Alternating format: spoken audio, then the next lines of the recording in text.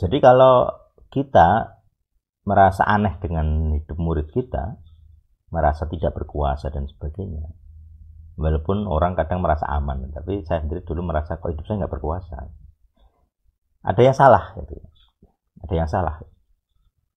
Bahkan dulu ada orang kerasukan terus memanggil-manggil saya gitu. Jadi waktu umur 28 saya berdoa kepada Tuhan, saya itu dipanggil Tuhan sebagai imam atau tidak di usia 30. Jadi umur 28. Kemudian di usia saya 30.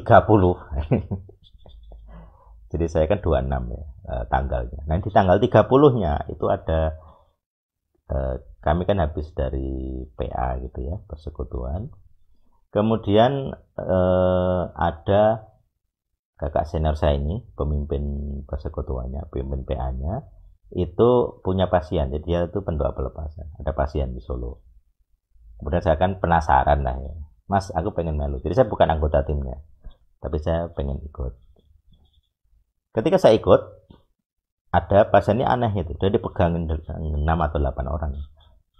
Nggak kuat itu, jadi dia gerak itu 8 orang ini ikut, nggak sanggup menahan.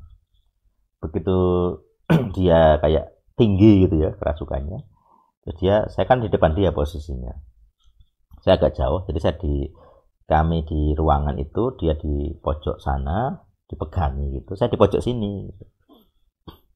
Nah kemudian waktu itu kami semuanya berdiri, doanya berdiri, karena dia ini ya berdiri juga. Dia tuh mau nendang saya gitu. Jadi kakinya udah naik, mau dihantamkan ke saya gitu. Terus sebelumnya sambil ngomong gini.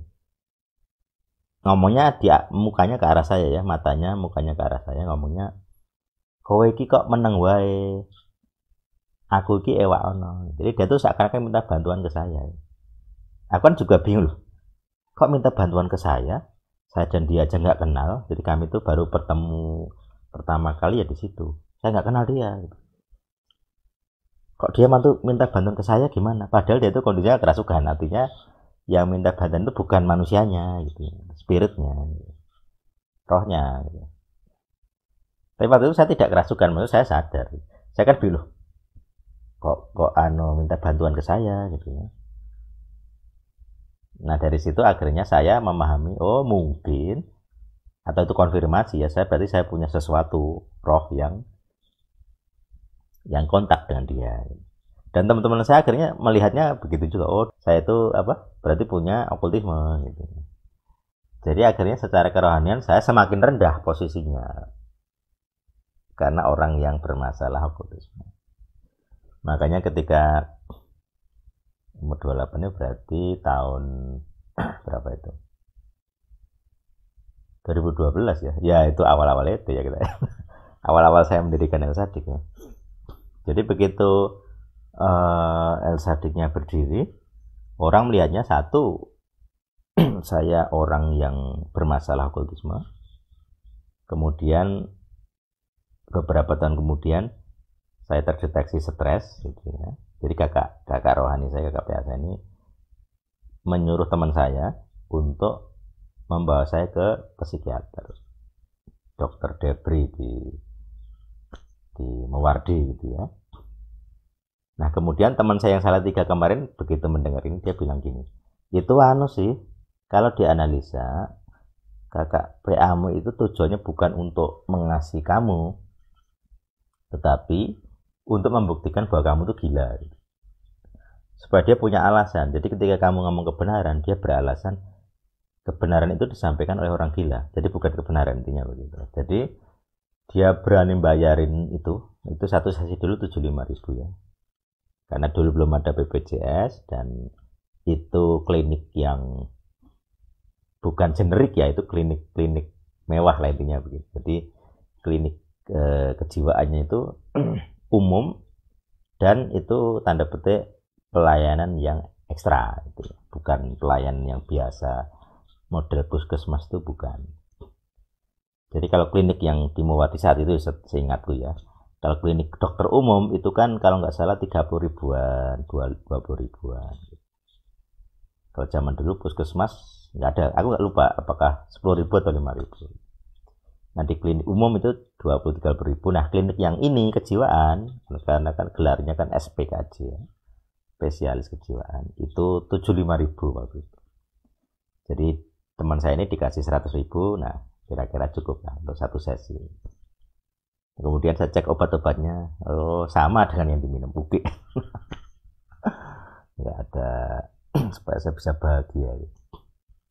Jadi kalau diminum ya bisa ketawa, bisa rasanya senang.